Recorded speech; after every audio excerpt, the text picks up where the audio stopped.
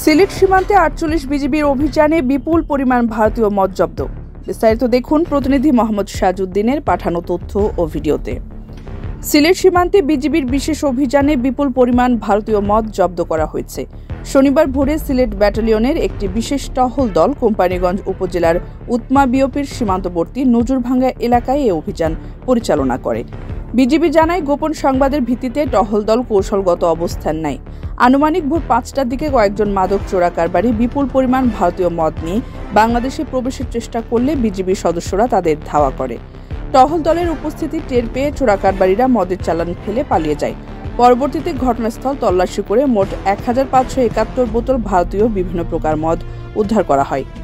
এ বিষয়ে সিলেট ব্যাটালিয়নের অধিনায়ক lieutenant colonel Mohammad Nazmul হক বলেন, ঊর্ধ্বতন সদর দপ্তরের নির্দেশনা অনুযায়ী সীমান্ত এলাকায় নিরাপত্তা রক্ষা, চোরাচালান ও মাদকদ্রব্য পাচার প্রতিরোধে বিজিবি নিয়মিত অভিযান পরিচালনা করছে। এরই ধারাবাহিকতায় বিপুল পরিমাণ বিদেশি মদ জব্দ করা সম্ভব হয়েছে। উদ্ধারকৃত মদের বিষয়ে আইনানুগ ব্যবস্থা গ্রহণ প্রক্রিয়াধীন।